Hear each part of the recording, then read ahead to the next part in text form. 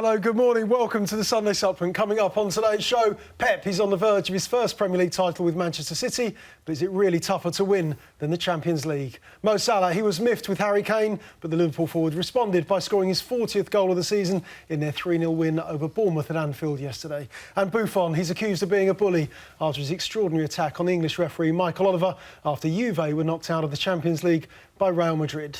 Here to discuss all that and much more, Shaun Custis is the head of sports at The Sun. Jonathan Liew is the chief sports writer at The Independent, and Matt Dickinson is the chief sports writer at The Times. Morning, guys. Good to see you. Don't forget, you can tweet the show at Sunday Sup. The best will appear on your screen over the next 90 minutes. Let's have a look at some of the papers then. Front page of the Observer's sports section, title calling Jesus puts Manchester City in command yesterday at Wembley. They went on to beat Tottenham 3-1. They're on the verge of sealing the Premier League title. They're on the back page of the Star as well. Purple rain after that victory yesterday at Wembley. Good win for Manchester City, particularly after the week that they just had. Shaun, I think, was writing the headlines in the Sun, back page this morning. Squeaky Brom time. If Manchester United slip up against West Brom today, then Manchester City will be crowned champions without kicking a ball. The back page of the Sunday Mirror. Reinforcements on the way, though. Simon Mullock says they want Kylian Mbappe from Paris Saint-Germain. They'll have to spend big to get him. More reinforcements on the way at Manchester United. They want to challenge City next season in the Premier League, as you'd expect. Jose Mourinho wants to sign Harry Maguire to bolster his defence. It could mean the end for Chris Smalling. That's Steve Bates' story this morning in The People. And Ollie Holt's column this morning. Buffon the bully. He lost his dream and a whole lot more besides his reputation and respect. It's hard-hitting stuff from Ollie. We're coming on to that in isolation in part 3 of today's programme. That's Ollie's column in the Mail on Sunday. But, of course, we'll turn our attentions to Manchester City and the week they had, because they lost against Manchester United last weekend at the Etihad 3-2 with that dramatic comeback. They then lost against Liverpool in the Champions League at the Etihad, 5-1 on aggregate, Shaun. But yesterday was the Man City we've been enjoying all season. What changed for them yesterday? What was the difference? Well, the character of them, I think, said a lot, because I thought they played really, really well, and so many people were looking for them to slip up, and I can imagine a team talk before that saying everybody's looking. There were even some stories midweek, weren't there? And Guardiola alluded to it. Could they blow the title? And to go out the way they did, on the front foot, they took the game to Spurs rather than play it a bit cagey, because you understand, a bit nervous. They went for it, and hey, look, Raheem Sterling played very, very well, but he could have had 4 goals. They were, I thought, really good, and that says a lot about their character, their commitment, their desire to win the Premier League. Although I'm a bit like you wrote in the week, I don't buy this stuff about the Premier League's the main thing, you know, that's the important one, because that's the hardest one to win. The Champions League, well, it's almost like a little bonus. It's not really, is it? The Champions League is really what Guardiola's been brought in for. They're 10 years into the project at City, maybe a bit longer, and I feel that they're into extra time now about whether they should be winning the Champions League, and that has got to be the ultimate for them. They have won the Premier League since the project began, and it is time to win the Champions League. It's very, very hard to win, but if you look what happened to Real Madrid and Barcelona in the week, I think they might be kicking themselves a little bit, City. It's possibly there to be won this season. There's a big chance, wasn't there? John, how do you think it'll be viewed from the top at Manchester City that Guardiola's finally got a trophy on the bottom? I mean, he won the Carabao Cup, of course, against Arsenal at Wembley, so that's almost been forgotten. But how will it be viewed from the top? Well, I think that if you bring in Pep Guardiola, you almost got to guarantee yourself the league. That's what he does. I think what City's top brass will have wanted from him was a little bit more in the competition that the Abu Dhabi. The Abu Dhabi top brass actually really want them to win, and the fact that they've won the Premier League at a canter, like playing the sort of football they have, almost kind of reinventing the game. Nobody's come close to winning the Premier League with 65-66% possession like they've done. That is a lot of credit in the bank, and you can't possibly say that they've had anything but a spectacularly successful season. But I actually think Guardiola's 3rd season will be the one that really seals his legacy, and as we know, he doesn't often spend more than 3 or 4 seasons at a club. So, in what might be his final season, I think that's going to be the one where we'll really be able to define his legacy. I think that is the key point, isn't it? Is that they've only got so many bullets, because no one thinks Guardiola is going to be a 10-year man. That's just not how he operates. You could say he's got the good sense to get out of clubs after a few years because, you know, inevitably then you're rebuilding, that becomes harder work. Also, the way he manages, he's so intense, everyone knows it, you know, he's brilliant, but very, very exacting to work with, and I think that wears people out. So if you assume, I think we're right, that maybe 4 years tops, that means you've only got 2, maybe even only 1 chance left. So, you know, that is why if you go out to a team that is could be 20 points below you in the title by the end of the season, that's got to count as a big disappointment, even if it's a cup game, even if Klopp has proved more successful than any other manager at outwitting Guardiola teams over the last 10 years. Every team in a season has a blip, doesn't it? And it seems like this was just City's time to have the dodgy week. No matter how good a team you are during the season, they had a dodgy week when they lost against Wigan in the FA Cup. Yeah, it didn't feel quite the same. I accept that, but blips-wise, this was the one. And if they'd had this, obviously you couldn't play Liverpool in the quarter-finals at this point, but if they'd had this sort of week in mid-season, we'd be looking at City now going, you know what, they're not off bad, they're coming through, they're storming through. I just think everybody has a bit of a downtime somewhere along in the season. And to be fair, I mean, we should be fair to Jurgen Klopp and Liverpool. I mean, they did force that bad week on them. I mean, I think, you know, we're going to talk about the team selection back in the first leg and whether Guardiola made a clanger there, but the fact is, Liverpool, you know, Klopp has got a record against Guardiola that's no coincidence. You know, he clearly knows the best way how to try and counter-attack against them, and it's proved successful at before Liverpool. So, you know, we have to factor that bit in. But I think it's great that City did respond. As Shaun was saying, I think it's brilliant that they've reminded us how fantastic they were. It's brilliant that De Bruyne, you know, with one touch yesterday, reminded us that, you know, he's absolutely, you know, he's been stellar this season. It's great for England that Sterling looks like his confidence is high, even if he's not maybe scoring as many as he should do. I think all that's great because there's that, you know, 2 trophies. This has been a successful season by any normal standards, but still think you'd have swapped it for the Champions League, though. I still think you'd swap that for the Champions League. Which is harder to master? The Premier League or the Champions League? When he said that, I saw him say that the Premier League is harder to win than the Champions League, and my first reaction was kind of, well, he would say that, wouldn't he? I think it's becoming a bit of a psychological issue. I think I wrote this last week, that Guardiola does make some quite curious decisions in the Champions League. That in the first leg against Liverpool, dropping Sterling, which was fine, but playing that sort of 4 in midfield, which he's been trying to squeeze Gundogan in. I thought that was quite strange. You go back to Bayern Munich when he played 3 at the back against Messi, Suarez and Neymar, and it's almost as if, what is it, 7, it'll be 8 years by next season since he's won the Champions League. And I think for somebody who's been lauded as the best coach of his generation, it's almost becoming a bit of a complex for him. But has he helped propagate that? Well, because it's our view, isn't it, that he's one of the greatest coaches of his generation, his record at Barcelona, Bayern Munich, but does Guardiola believe in that? Well, there's a view that, I mean, there's an increasingly pervasive school of thought that the Champions League is not always won by the best side, and certainly not by the best coach.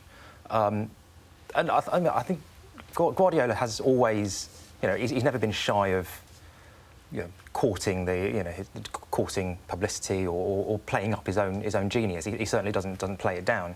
But you know, if you look at the coaches that have won the Champions League, you know, when Roberto Di Matteo has won it, and you know, Zidane's won it 3 times now. You know, and there's a school of thought that it's not always the best side that win it, and you need something a little bit different to win the Champions League. It's a very different it's a competition to win. You need to kind of raise your level.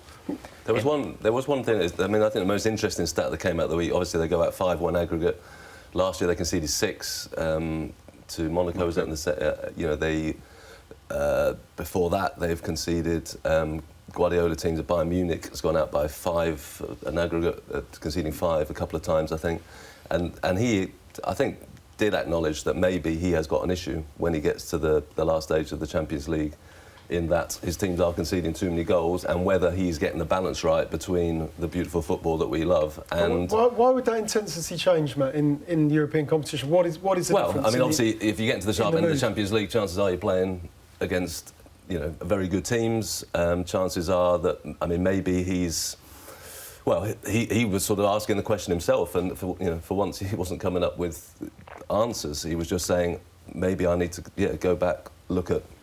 No doubt he'll be spending hours looking at, tapes and analysing and looking at data about why, whether his approach is getting it wrong, whether he's trying to force the issue too much, whether he's being too open, whether he needs to just come up with a different style. I mean, it does feel like his tactics are based on control. That's it's control the ball, and then the other team can't hurt you. And maybe there are in cup format knockout games like that. The minute you surrender that control to a good team, it seems like, wow, we weren't expecting this to happen, and that's certainly what happened against Liverpool. Suddenly we are not running this thing, and that's they seem to. There's a shock when that happens, and he seemed to be thinking, we maybe need to work out how we're going to deal with that shock if it happens, or do you think avoid it'll look worse for him if Heinkes wins the Champions League again? Because obviously he did it at Bayern Munich, did the treble, was sort of forced out the first time around to allow Guardiola to come in, and could do it again. And I think that'll make even more reflection on Guardiola as a world coach, certainly in Germany. And of course Heinkes is going to leave again after this time. But it's really interesting that he doesn't seem to have found the same problems. Well, Zidane, or if Zidane goes ahead and wins it, I mean, if you well, that'll be his third one. That'll be a hat-trick. He'll be, him and Ancelotti will be the only. We all thought it was a race. A few years back, we thought it was a race between Mourinho and Guardiola for who was going to run away with greatest coach ever, who's going to join Bob Paisley. Ancelotti stole ahead, and the fact is Mourinho and Guardiola have been stuck. But Zidane's with not considered. Zidane still isn't considered as one of the Premier coaches, is he? Not really. No, absolutely. People still look at him as, well, he's got a bit lucky, maybe, which is ridiculous, but he's got a bit lucky, and he was a bit exposed on Wednesday night. That just shows you. And actually, really, he'll probably be losing his job eventually if they don't win the Champions League this season. John, can I go back to the City-Liverpool game at the Etihad in the second leg? How much do you think the emotional control plays a part in team success? Because Guardiola, I thought when he got sent off at half-time that his team's chances of going on to win that game in the second half were over. Yeah, I thought in retrospect it looked like the pivotal moment of the game, because if you're in that Manchester City dressing room at half-time and you've just seen your manager do that, your leader basically lose his cool, get sent off, and I wonder if they would have thought, well, if he can't keep his cool in that situation, what chance am I supposed to have? I think we talked about Zidane, we talked about Heinkes, and a lot of the managers that have won the Champions League are almost kind of pressure-off managers, and Guardiola's style of management is quite different in that he basically trains his teams to play at 100% every single week. Mm-hmm. And I wonder whether, when you come up against an emotional cauldron like it was at Anfield and again at the Etihad, they clearly hadn't prepared for that. They weren't quite sure how to handle it, and I think that was one of the key reasons why they didn't quite. And then last night at Wembley, though, he looked like a guy who wasn't. He looked like he was back in control, didn't he? Yeah, well, I think they looked like a team with a point to prove. I think I read that if they'd lost that game, it would have been the worst run of defeats in City's since the Stuart Pearce era, and you don't want that on your record. Yeah, they look like a team with something to prove. Don't you think Klopp plays though with that intensity and has that intensity on the touchline all the time? I mean, you never feel it's calm around them, do you? Yeah, but I think Klopp has always been a little bit more. He's been a little bit more willing to tap into that emotional side of the game. I mean, right from the start, he was saying to the Anfield crowd that we kind of need you behind us, and I think he's more prepared to surf the crests of the waves in a way that maybe the City team, which is probably more focused on the kind of the daily process, isn't quite. Okay. I'd like to touch on the Tunnel Club as well, Matt, because we were in the press box, which is directly behind the seats from the Tunnel Club at the Etihad, and there were a number of disturbances when Liverpool scored their goals at the Etihad. But it prompted you to write a piece about the dangers of corporate hospitality and supporters from other clubs mixing either social engagements and then going to sit alongside fans from other teams. Yeah, I think it's a sort of tension that we've seen probably develop over quite a few years, but maybe this sort of brings it to a sharper focus when you've got clubs where the rest of the Etihad, it's pretty clear home section. It's blue. And you cannot As in the rules, you can't, as a City fan, sell that on to... If you're a opposing fan, you are liable to be thrown out in the small print if you are there. Corporate hospitality is different. City don't make any bones about it. They say that there are no rules about whether you are a Liverpool fan or a City fan. The rules are you shouldn't wear club colours and that you should be respectful. Which obviously then brings to the debate, is it respectful or behave respectfully? Is it respectful when Mo Salah scores to stand up and go, yes? Now, we'd probably say, well, that's going to be provocative, but how provocative? You know, do you deserve, as happened to some Liverpool fans, to be literally people running at you, screaming and shouting, threatening physical violence? I saw one City fan throw a jab. I saw, a big guy, literally being sort of manhandled out. We saw by stewards and stuff. And I think we can go through the rights and wrongs of that behaviour or not. But the fact is, this tension will exist when sort of, football tribalism meets the new corporate wave where the clubs are deliberately trying to reach beyond their fan base. Everyone knows those seats are not going to be Cityites because they're not trying to, they're trying to just bring in money wherever it comes from. They've got a team to play for, they've got expensive signings to pay for. They want people paying 15 grand for a season ticket there. Is it different to directors' boxes, though, very much? I've spent a bit of time in some directors' boxes in the last few years, and I've noticed that it's become a bit more tribal in there as well, and you will get the opposition's directors and chief execs or whatever jumping up and punching the air in the directors' box, and you'll get fans it's sort of semi-restrained, though, isn't it? Well, it's a bit more sometimes. dignified, I wouldn't say it always possible. is, and I don't think there's a lot of difference in there, so people have got to decide what they want. And actually, if you look at it really, why shouldn't fans be side by side? Well, that's the thing, because I know people would tell, when I wrote it, people were saying, get with the real world, football's football. But, does that mean that tribalism means that if you see another fan, you are entitled to go up to him, they were screaming some pretty vile stuff in their faces, and to demand that they are removed from the seat that they pay for? But again, football tourism is seen, people sort of score, and that's the end of real football. I've been a football tourist. I've gone to games in Spain or Germany, wherever. I've just wanted to go and watch a good game. I don't particularly care who wins. And if there's a brilliant goal scored by the wrong team, and I go, whoa, do I deserve to be beaten up? So it's. Look, yeah, we love football for its passion, for its tribalism. That's one of the things that draws us to it. But, there's got to be fair limits, and I don't think necessarily abusing, certainly not punching people is no. It's the double standard for me. The fact that you've paid £5 grand, 10 grand for your ticket means you're not subject to the same kind of rules of segregation. We have segregated seating in football stadiums, rightly or wrongly, but that's the rule for most fans. The lesson from this is that if you paid 5, 10 grand for your ticket, you will be welcomed with open arms, and you will not be submitted to the same standards of behaviour or security that. But the clubs have got to be very careful, aren't they? Because they're the ones that are blurring the line here, aren't they? Because the clubs are saying, we segregate here, we don't there. But then, how do you, stewards were throwing a safe. Stewards weren't looking at City fans going, that's out of order. They were saying, Liverpool fans, you're out. And it gets pretty messy, and I think it won't be the last time. No, sure. Just on a final point, Matt, when you went to Spain to watch a random game or Germany, did you wear a half and half scarf? I have never. Well, I did. I've never bought a half and half scarf. I look at people who do and go, that's weird. But actually, I wrote about it. If I took my kids to a game, Real Madrid, Atletico Madrid. You can't lose. They said they want a souvenir. I mean, I might say it's your own pocket. You can't do that. I might say, look, it's your pocket money, you do what you want, I'm not buying it for you. But we do look, it's funny, we have this attitude of, how dare they, and football tourists. But the fact to say, I would happily jump on a plane to Spain tomorrow, go and watch the game, and I'd be a football tourist. We got, again, weird double standards about it. Yeah, they wouldn't keep making them if people didn't buy them, right? No, exactly. Yeah, there's plenty of them outside stadiums, isn't there? OK, Matt Dickinson, football tourist. You've heard it first.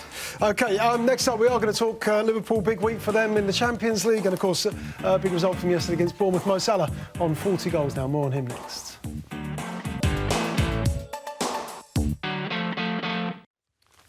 OK, welcome back. Let's talk Mo Salah now. He's got 40 goals for the season, 30 of them in the Premier League. Of course, he scored yesterday, another one at Anfield, this time against Bournemouth in their 3-0 victory.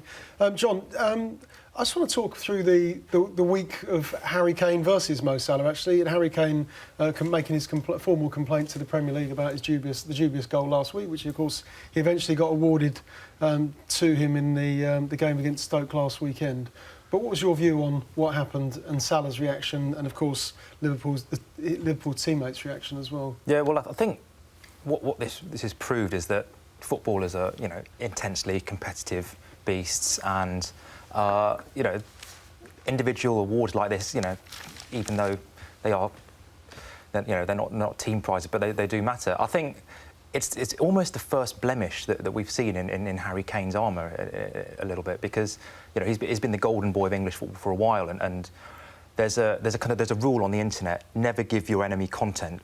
And basically all the memes and the jokes this week, Kane has given his enemies content, and I think Salah, with his little tweet, he's played on that a little bit. Yeah, but it didn't affect him. It just seemed to motivate him. Well, the surprise thing was Harry Kane didn't respond, did he, in that sense? So you would have thought if he'd just gone, yeah, OK, well, all those strikers, we all want to claim all the goals, so there, that would have killed it. But he didn't do that. And then he allowed Pochettino to say, Harry's a bit upset about it. Well, what? That gave you a load of back page leads. And it was a real surprise. It was almost a little bit of a glitch in his, as you say, his all-round golden boy status and his ability to deal with everything, which is a real surprise to people. The word from the training ground is that he's actually genuinely kind of upset about this, because even his teammates are giving him a little bit of stick in training, and I think it's blown out into something that's far beyond what he originally intended. Well, was it just he's so desperate to win the golden boot? Was it as simple as that? I think so, yeah. I mean, look, it clearly did. Well, clearly it took about 87 replays, and I'm still not sure. But he swears on everything that it did. And well, Ollie makes the point in the column this morning. He believes him because he said, look, he swears on his daughter's life, and if someone's prepared to do that, say they got a touch, then. I don't think one thing, he won't be able to go in front of the cameras anymore and say, it's not about my goals, I'm just happy the team won. Do you think it affected him yesterday? Because he didn't have a shot. Yes, he didn't have a shot in that game. It's hard to say, isn't it? But I think John was right. I think it's, and the fact that Pochettino had been talking about it, it has blown into something bigger than he would ever have expected when he just thought, that's my goal and I'm going to claim it.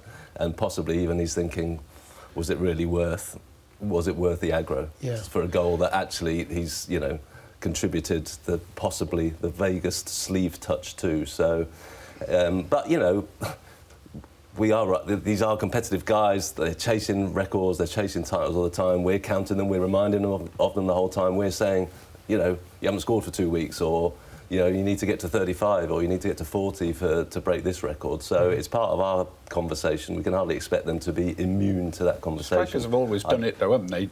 I want to claim whatever they can claim, always. Yeah. And the funny thing about it as well was players like Shearer and Lineker were taking the mickey when they would go to the ends of the earth to claim a toenail touch on something, wouldn't they? Yeah, they would take the mickey out of them as well. And top scorers thing, how many penalties are in that? We sort of factor that in, and it becomes a big sort of, Yeah, and if you're Lukaku, who you've scored them against as well, so they take a load of goals away from him. I suspect at the end of it all, Harry Kane is probably thinking, maybe next time I won't bother. Yeah, OK. Let's move on to Salah and his performances this season, because he showed his class, didn't he, in midweek against Manchester City. And OK, I know he scored again yesterday to get to 40 goals, but I think the magic moment was probably in the week against City, wasn't it? Yeah, I mean... At the highest level of the game. He didn't actually... I mean, for most of that first half, like a lot of his teammates, he didn't have a great game. He'd been injured, he probably hadn't trained a huge amount, but the fact that when that chance came along, he kind of... that little dinked finish, I think it just showed what kind of state of mind he's in now.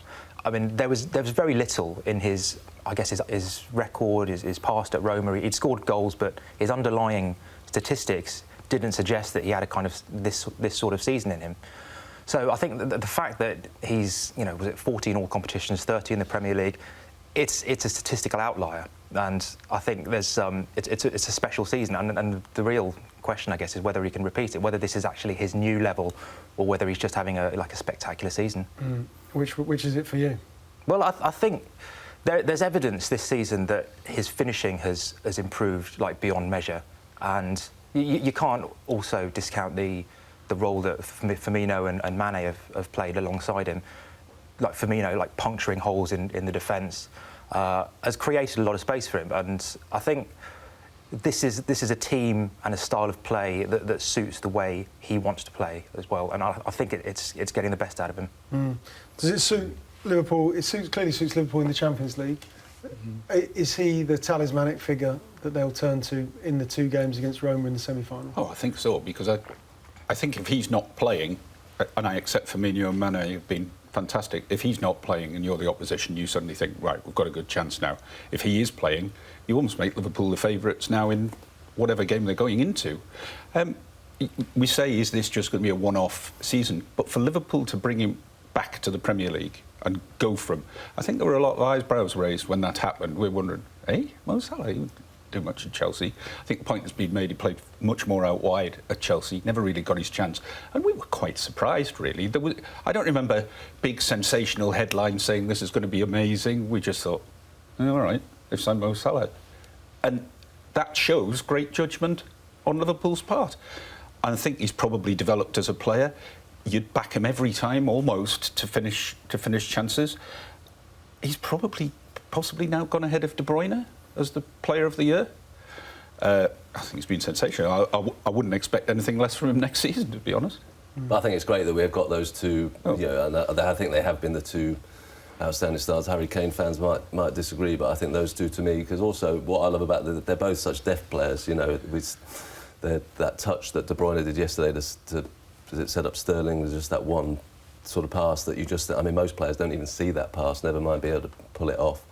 And I think the Salah, the dink finish as well, there's just everything they do just comes with that little bit of craft and guile. And I think, you know, in a league that can so often be pell-mell, that's just fantastic as well. After the game against City, people were writing there's a buoyancy on Merseyside, that there's a belief that the momentum is with Liverpool.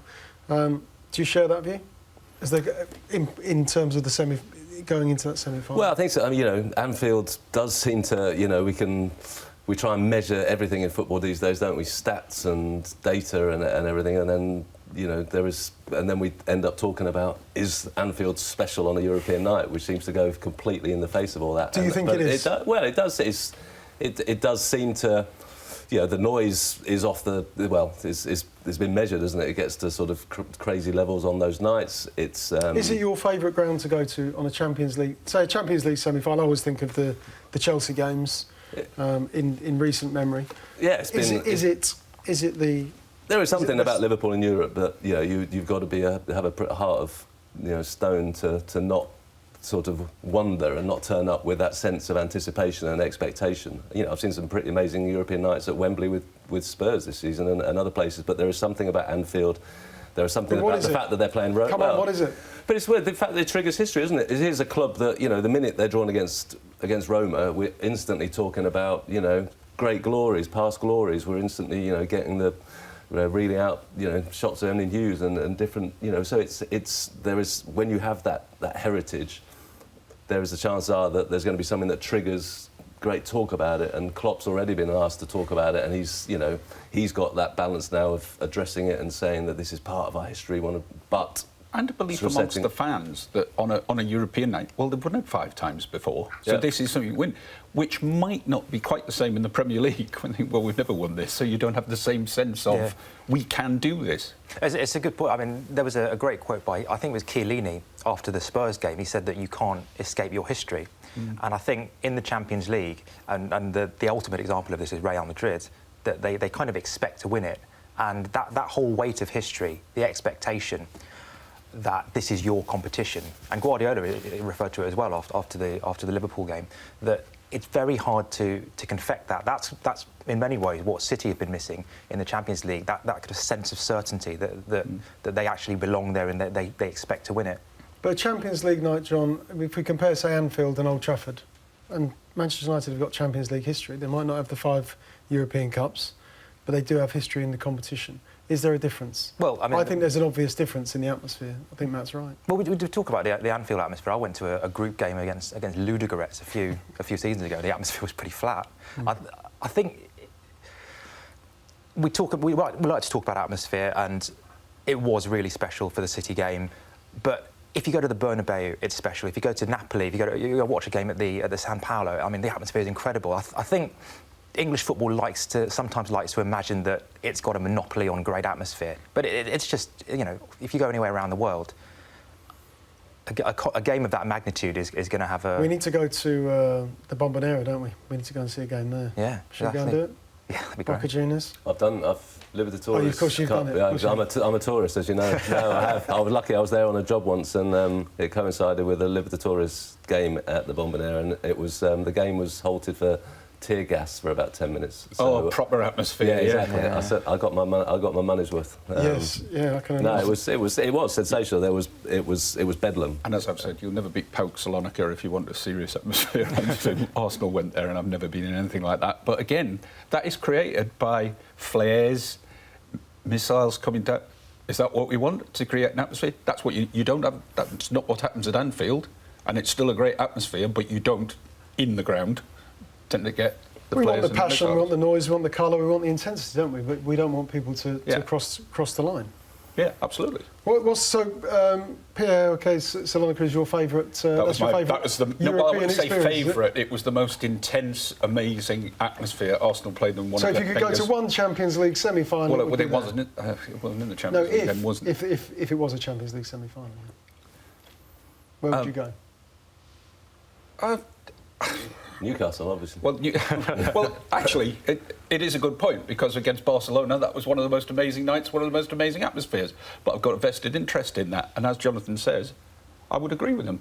Certain games give you that certain atmosphere, but there are some places, and we've all experienced in Turkey what it's like on a night. But yes, it's a great atmosphere, but do you want the flares and the missiles? No, you don't. But you walk away from there going, that was intense. And you talk about it and you say that was an amazing thing to be at, but you don't really want that. You just want fans cheering, an exciting game, and that's the ideal atmosphere, probably. But I will never forget PAOK Salonika, I must admit. And we'll never know if it's changed. I mean, we do like to sort of give it a narrative of the crowd did this, the crowd did that. We never know, do we? But it's a romantic idea, and if we're watching football, there's a little romance in all of us, isn't there? So. There is. Yeah, John, where's your favourite experience, or where would you go for a Champions League semi-final? I think Napoli is hard to beat. I've not been to the new Atletico Stadium, but I thought the old one was incredible. You will in a couple of weeks. Yeah, we'll do. Yeah. Like Arsenal, of course, in the Europa League semi-final. Let's talk a bit about Liverpool and Roma and our expectations over two legs for Liverpool in that semi-final. We've talked about the history, we've talked about the heritage, we've talked about the demands. Is Salah going to be the difference here? But it's going to be a different sort of tie to the one that they faced against City, because now, again, the expectation is that they'll come through, and mentally that's a different prospect. They're basically expected to beat Roma. Nobody expected Roma to beat Barcelona. No. So in many ways, it's kind of a free swing for them.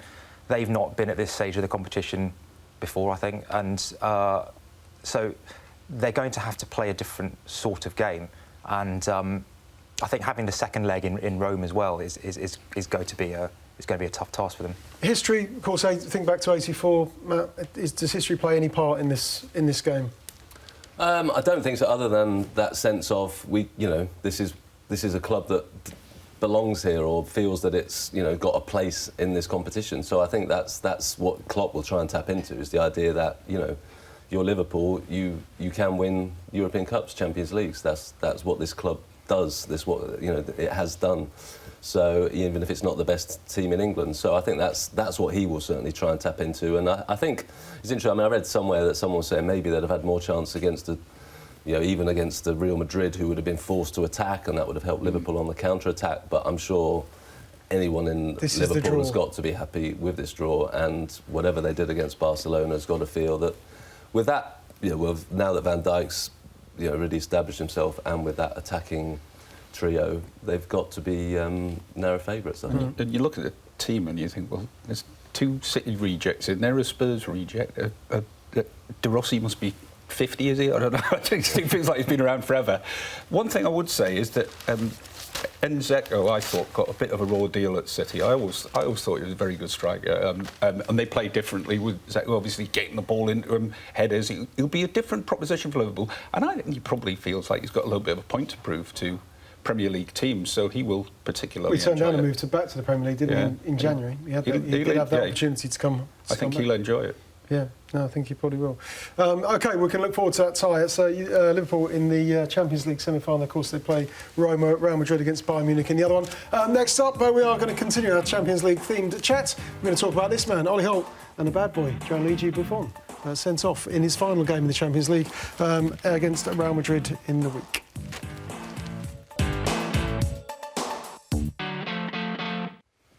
Welcome back. With us this morning, Shaun, Custis, Jonathan Liew and Matt Dickinson. Let's just remind you what's in the papers this morning. Front page of the Observer Sports section, title calling. It's on the way to Manchester City. They beat Tottenham last night 3-1. They could even win it today without having to kick another ball. That's if Manchester United slip up against West Brom at Old Trafford. Back page of the Star. It's the Purple Rain, the first trophy, first Premier League title on the way for Pep Guardiola. Of course, he won the Carabao Cup earlier in the season against Arsenal. Squeaky Brom time. Back page of the Sun, reflecting on Manchester United if they do go on to slip up against West Brom. In for the Kylian Mbappe, Paris Saint-Germain forward. Manchester City want to sign him. That's Simon Mullock's story on the back page of the Sunday Mirror. City already looking forward to next season. So Manchester United get Harry Maguire, would you believe? This is Jose Mourinho wanting him at Old Trafford next season. Could be the end for Chris Smalling.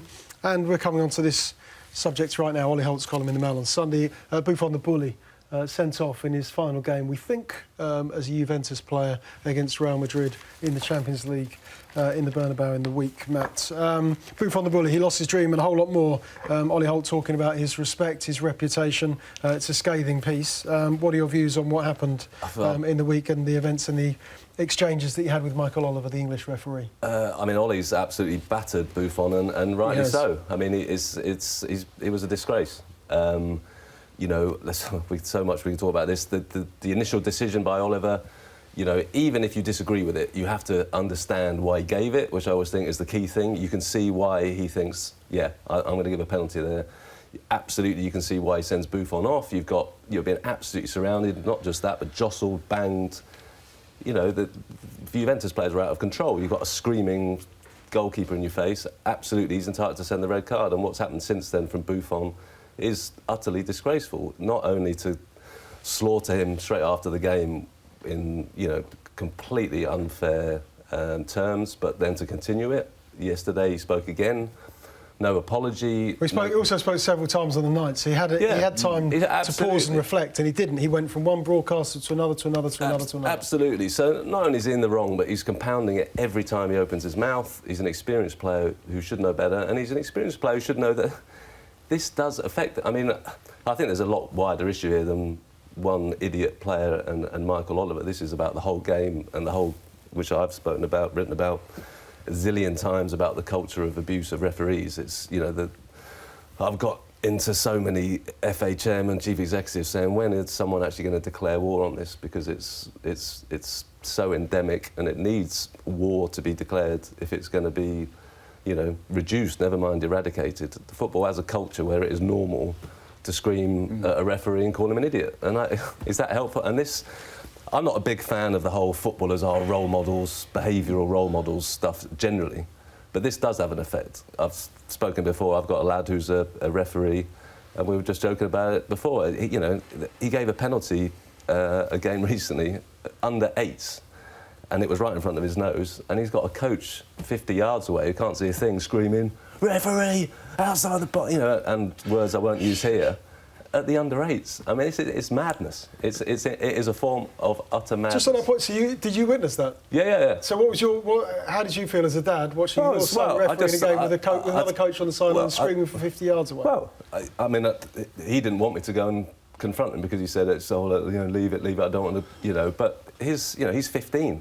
And this is a grown man who's, A, totally in the wrong factually, totally in the wrong behaviourally, totally in the... And we've all been there on Sunday mornings. There are little Mourinhos who are running their under-7s who think it is normal to batter a ref. And why do they think it's normal? Because the game tolerates it. I can't believe sensible people were criticising Michael Oliver for making, what he regards as perfectly legitimate and what anyone should regard as perfectly legitimate decisions. Sensible people in our game were doing that.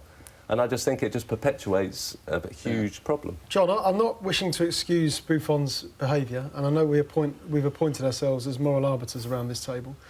But if we take into account Buffon's career, having not won the Champions League, the length of service, his entire career for the Italian national team, more recently, of course, for Juventus, 3-0 down from the first leg, they get themselves back into it, it's the final minute, the penalty's given.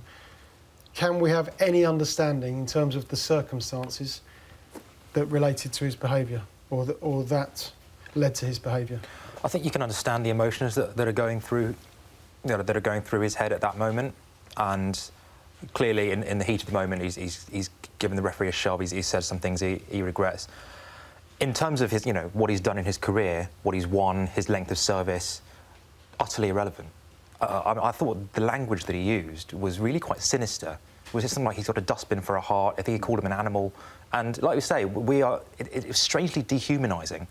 And it's about, it's just over 5 years since a Dutch referee called Richard Nieuwenhuizen was murdered, essentially, after a game. He was a linesman, actually, murdered by a bunch of kids.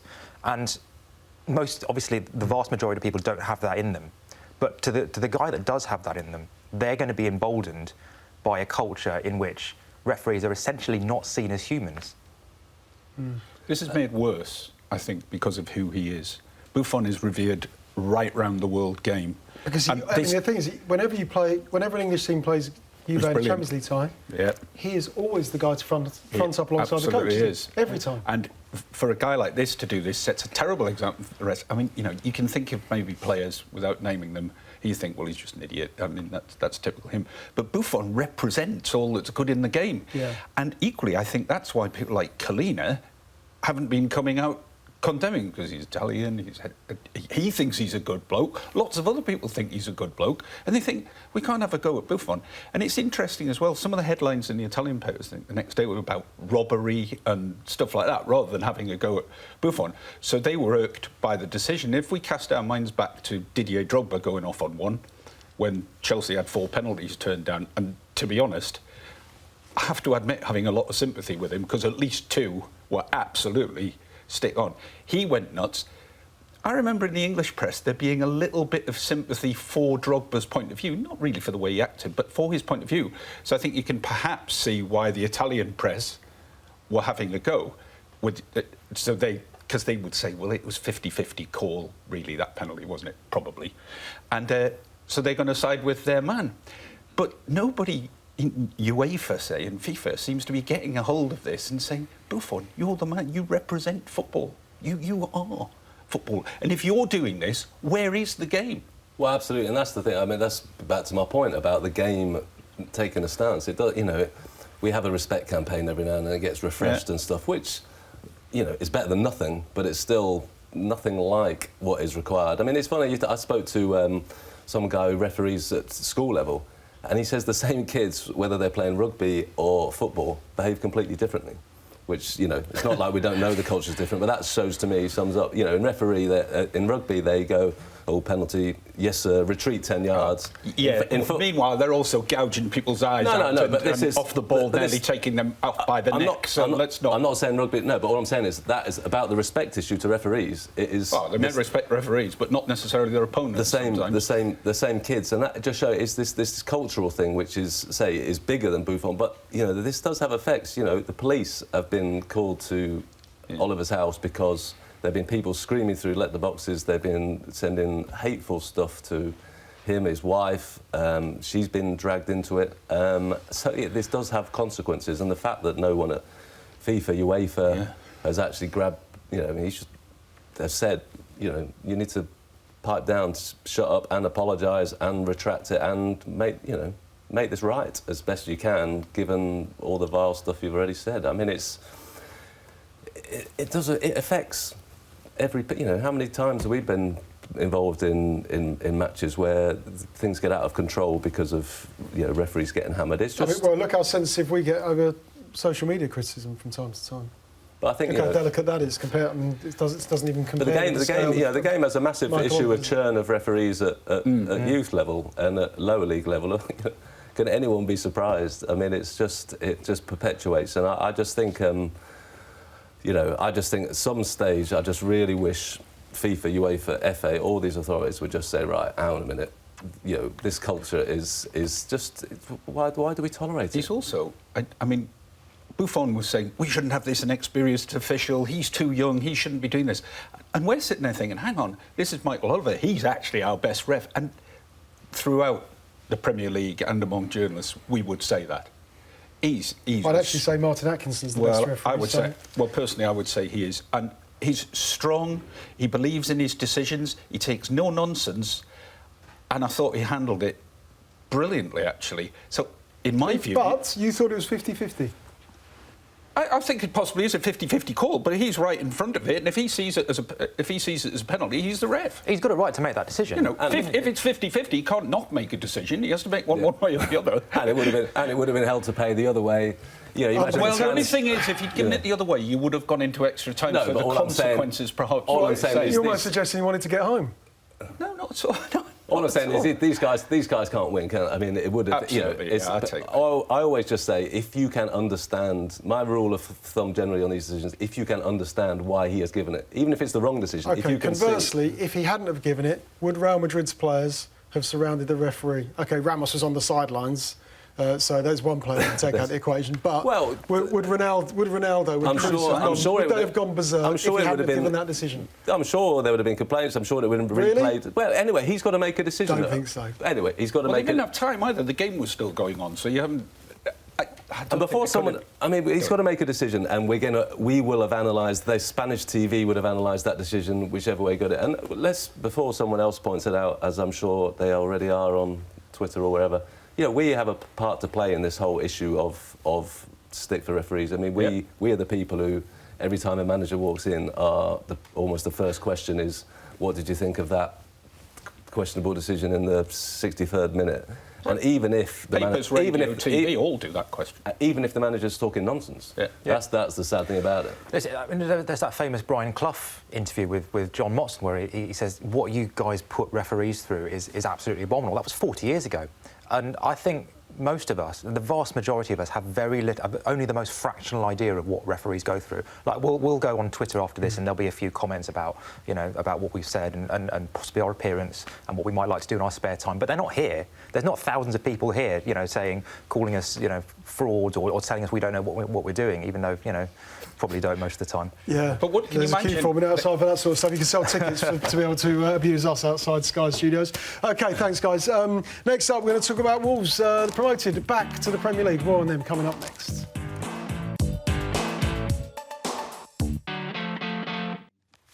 If you get a magnifying glass out this morning, which I've had to do, somewhere on the back pages of the papers this morning, you'll discover that Wolves, they did get promoted last night. 6 paragraphs it made in the Sunday People. Shaun, I think newspapers have changed because back in the day, well, not that long ago, but back in the day, I think Wolves would have got a lot more than this for getting promoted back to the Premier League. Last night, 3 paragraphs on the back page of the Sun, none on the... That's more than any other papers.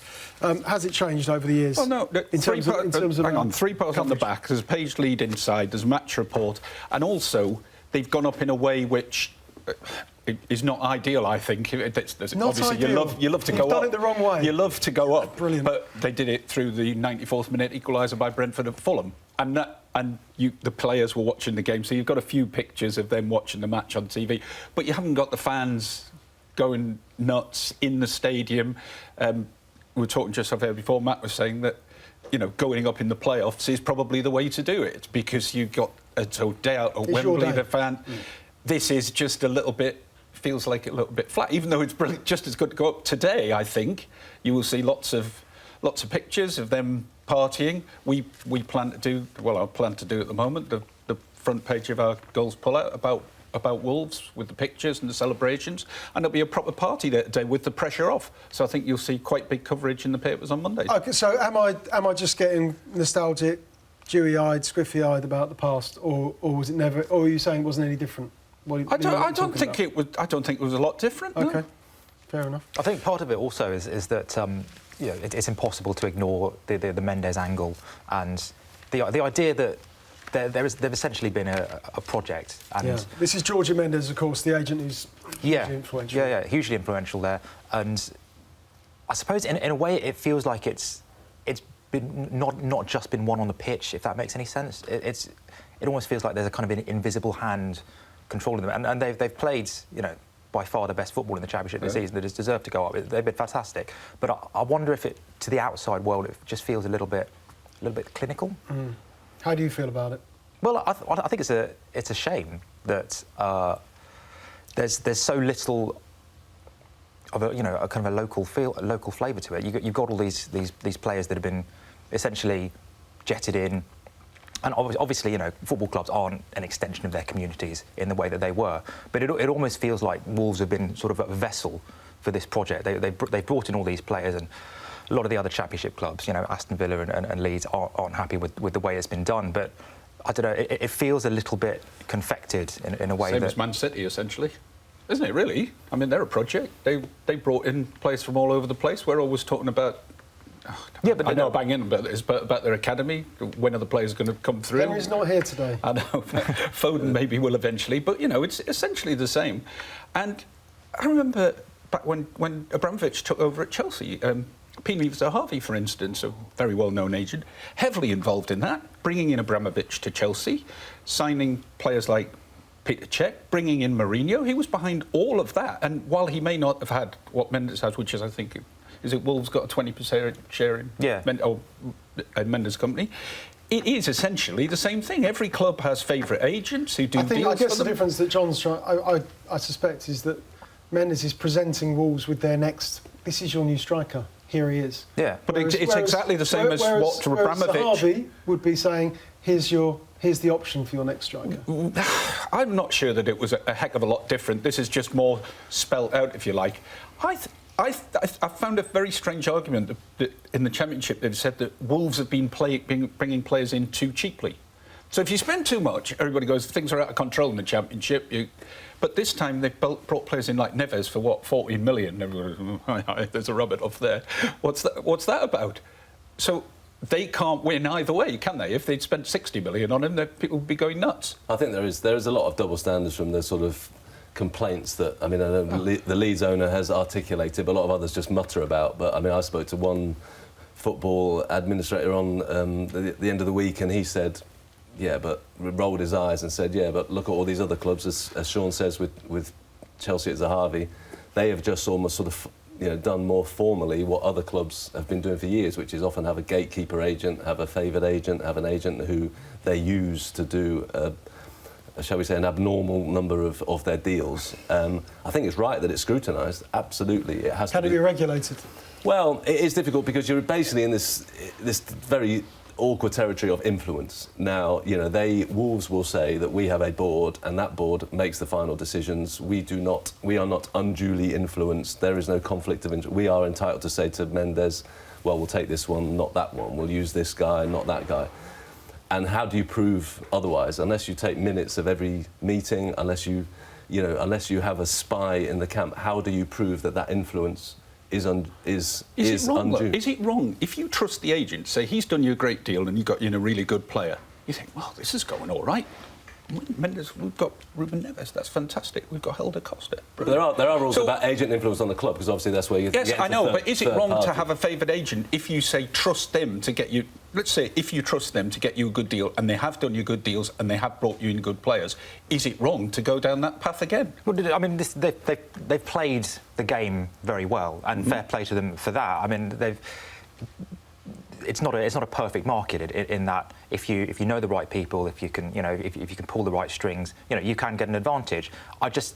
They may well have followed the letter of the law, but I'm not exactly going to stand up and and say like this is not the fairy tale that got us all involved in football, having a preferred partner. But have they? Okay, so it isn't a fairy tale, but have they won it fair and square, or have they got promoted fair and square? They haven't won it yet. Yeah, almost certainly, I'd say that there's a. They'll look at it and if they followed the letter of the law, then that's fine. But I think Wolves have almost been used as a kind of a shell company to move these players through. And the difference between City and Chelsea is that City are kind of a destination club. if Wolves get promoted and Jota and Neves, they'll move on. And essentially, Wolves have been kind of a host body for these players. Watford are exactly the same. Exactly. Watford they've moved. There'll be another 10 out of Watford and probably another 10 in, I suppose. It's a shame here that Espirito Santo will not get the credit that perhaps he deserves or merits. Not from Neil Warnock. Probably. Not from Neil Warnock, definitely not. No.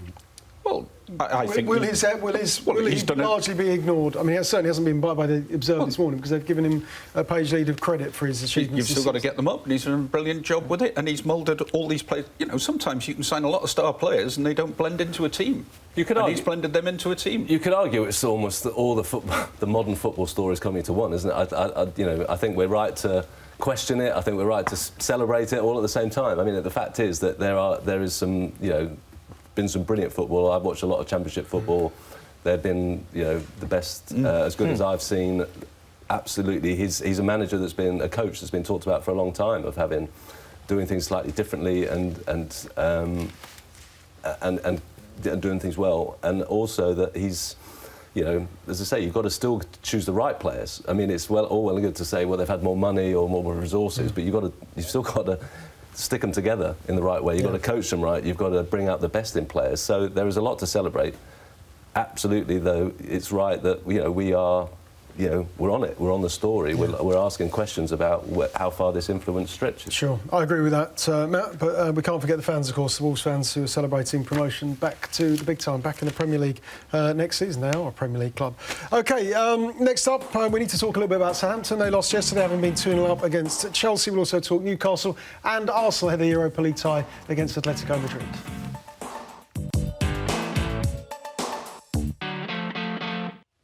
OK, let's have a quick chat about Southampton, John. They lost yesterday. We're 2-0 up. They're in pole position. They're in a good position, a strong position. They did blow it against Chelsea. You were there yesterday. Are they gone?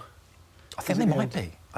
It's crept up on them. And I think they've been quite complacent about how bad it's got for them. It was interesting to see Charlie Austin before the game saying that they basically assumed that they'd get out of it.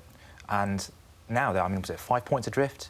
I think it's odds on they're going to go down, and the fact that they've been such a well-run club, a model club, has almost I think it's blinded them to the fact that no team of that level is any more than 3 or 4 bad months away from being in a relegation fight, and I think they might be. What happened, because they were 2-0 up and they put themselves in that strong position, so they were playing well enough at the time. Yeah. And then the comeback began. Well, I mean, Chelsea scored a goal out of pretty much nothing. It was like a quick free kick, and then you could sense what was happening, amongst the Southampton team, that they were sort of looking at each other going, oh, it's going to happen again.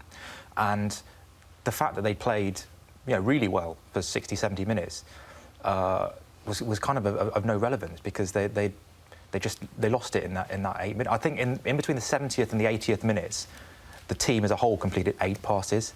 It was just a kind of collective meltdown. Yeah, and particularly at home as well, to have only 8 passes. Yeah, not good enough.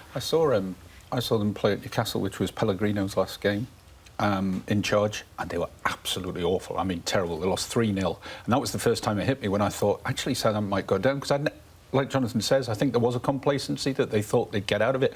Because I don't believe that, man for man, they're the worst team in that division. I mean, they're all worse teams talent-wise. But as a unit, Newcastle, they were awful. Now, Hughes has come in and they've scored a few goals, and there does seem a bit more about them going forward. But mentally, you've got to say they possibly don't know how to deal with this situation, and I don't think he's got enough time to. Well, he hasn't now, has he? Really, to get them out of it. No, they've got to win most of their games, haven't they? And I think have they got City left in the run-in? It's not an easy run-in. It's their last game. Yeah, so I think if Stoke lose tomorrow night, I think that's the bottom 3. Yeah. Sorted out, probably. Pretty much, yeah. OK, let's move on to talk Newcastle, the job that Benitez has done, because they've had some. Did it start with the? We'll go back to the victory over Manchester United. Was that? Oh, it was a big. It was a big one, and as I've just in terms of reference points in the season. Yeah, I suppose so. You give yourselves belief, don't you? It gives huge belief that actually you're not really as bad as the position you are in the table, and that obviously a lot's been made of Shelvey's performances, and he's had a run in the team. There was a time, when Shelvey was being left out as well. So he's produced consistently, which he hasn't always done. He's worked out how to play a Jose Perez, who's been there a long time without really nailing down a place. I mean, I was a big Mitrovic fan. I was very surprised he let him go. And Mitrovic is doing great things for Fulham, but he has worked out how to make Gale work and Perez work, and defence has tightened up a bit. Keeper's obviously brought a bit of stability in there. Dubravka's good character. And let's remember, at the start of the season, they were going pretty well as well, and then it was all downhill, and now it's back. So there's a stabilisation there, built the foundation, but as ever with Newcastle, where does it go from there? What's going to happen next season? Mike Ashley's probably not going to put his hand in his pocket. Rafa's going to get more and more frustrated. But I think he'll probably stay, because I don't see where he goes next. He's intimated that he is staying, hasn't he? Yeah, and he is at a... I hesitate to say it. He is at a big club in the sense that it's a very well-supported club. It's not an achieving club, but it's a very well-supported club. Where would he beat that now, having managed many of the big clubs around Europe? I don't really know. There isn't an obvious place for him to go. Everton? Well, is that a bigger club than Newcastle? I mean, really? Probably not. He'll get better supported in the transfer market there. I mean, it will risk... No, I accept that, but is it really a bigger club? I don't think it is. Is it a goer? Well, I mean, I wonder if he would, actually. He's got an affinity with the region. I wonder if the history would... Well, why not? With the suggestion here is it's impossible to go from Liverpool to Everton via Real Madrid, Chelsea, Inter Milan, Napoli, Newcastle. I don't think it's easy, is it, for Isn't him it? to do that? No, it would be allowed, surely. It would be tougher. I think Everton fans would probably take it. I mean, I was up there for the derby, and my cab driver, it was an Everton fan. He said, like, we want Benitez in. But if it went wrong, this is always the problem when you make a decision like that, like Bruce with Alex McLeish, Birmingham Villa, and all of that. If it goes wrong, you don't get the benefit of the doubt, do you? No, it becomes a stick to beat you with. Yeah. So it has to go right. As long as it's going right, great. But if it doesn't, they'll be quickly onto you. I mean, look, he's got broad shoulders, and he might fancy it. But I go back to the point. I mean, in terms of silverware won and all that, Everton's bigger. But in terms of support and passion, whatever, is there much in it? No, and I think he has developed an affinity for the North East as well. I mean, despite all the kind of the boardroom wrangling, yeah. I think he's got a real affinity with the people. Yeah. OK, that's Rafa. Let's talk Wenger. Europa League semi-final against Atletico Madrid. Is that the dream draw for Liverpool was Roma, we think? Is this the nightmare draw for Arsenal? It's certainly the worst draw they could have had, isn't it? The hardest draw they could have had. I mean, yeah, I know a couple of Arsenal fans who were sort of just our luck in that way. So there's talk of whether Costa's going to be fit, isn't there? So maybe that complicates things. But it's the hard way, isn't it? No two ways about it. And we've all talking of manager movements. We're into that. We'll be firmly into that debate of Arsenal and how long he's got. Is it coming round again? Will it come round yet again, Matt? Well, I think it has to, doesn't it? I mean, if they get knocked out, it's been yet another season where Arsenal have lurched this way and that.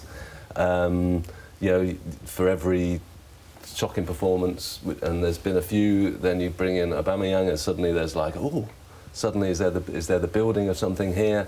You've got the fact that he did sign he always talks about being true to his contracts, so you always feel like Arsenal's going to have to be dragged out, kicking and screaming. There's absolutely a point in this season where I've got to where that's it. It's the end, finally, and let's hope he leaves with some dignity and allowed to leave with a sense of achievement. But if getting to the Europa final would be fantastic. But then equally, you think maybe if he gets to the final, he'll say, "I'm definitely staying. You're going to have to sack me." And if they won it, would that really be a corner turned at Arsenal? Because you've got the contract situations with, say, Ramsey and Wilshere, who may well leave. Would winning the Europa League mean, oh yes, Arsenal are off on a new direction? Every single season Wenger has been at Arsenal, he's either finished in the top four or he's won a trophy. Yeah. This will help him out again, won't it? But in many ways, it's not the issue. Whatever he's won FA Cups and that hasn't helped him. I'm not sure winning the Europa League would help him. The main issue is that Arsenal fans are just bored. Yeah. As you see in home home games, don't you, in the league? Yeah. They've been eating steak every day for 20 years. They want a salad. Yeah. OK, we've done enough on Wenger in this programme over the last, I don't know, 20 years. To be fair, he's deserved a bit, hasn't he? OK, all right. We're going to finish off a bit of indulgence here, because I saw Wilfried Zaha score a couple of goals for Palace yesterday in a 3-2 victory over Brighton. And then I came across this story. Palace fans will be terrified about this, because this story from Mike Maguire in The Sun says that Zaha's wanted by Manchester City next season. Of course, he's already played for Manchester United. From what you guys have seen of Zaha this season, is he ready to go back to a team that's about to win the Premier League and work with Pep Guardiola, play in the Champions League? Is Zaha ready? I don't know him well enough as a person, but he certainly wasn't mentally ready to deal with going to Manchester United. He was a fish out of water. He couldn't handle it. He didn't seem to make friends there. I think we were all there when they did those England awards, when he was there for a night, and there was a lot of players around, and he basically just took himself off on his own. I've seen him in situations with squads where I don't know. It's obviously at Palace he's fine, but the camaraderie just didn't seem to be there. And he's his own person and needs the right environment, which Palace clearly is for him. Okay. We're talking that experience there, Shaun. I know the one you're talking about was 4 years ago. Yeah, he's now 25. Yes, of course. He's allowed to mature and grow. Of course, but it could be. I mean, it could be considered a risk. Whether Man City would consider it a risk or just add him to the squad, see how he goes, fine. But patently, he was clearly not happy at Man United, and Man United clearly weren't happy with him. And he loves. You love him there. He loves it at Palace. Is he going to take that risk? Is he again? In the same, in terms of that kind of that forward-thinking player, that attacking player, is he in the same bracket as Alexis Sanchez, as Riyad Mahrez, the two players that City targeted in January? Is he at their level? He could potentially be. I think that's the point. I mean, the great thing about Guardiola is that he has brought players on that we didn't think had that capacity in them. I mean, Fabian Delph is going to be a Premier League winning left-back, which I think is the greatest testament to Guardiola of all. I would be excited to see how he gets on, because I think he's clearly proved over the last few years at Palace that he has the capacity to grow and improve and mature. He's a father now. He seems a bit more grounded.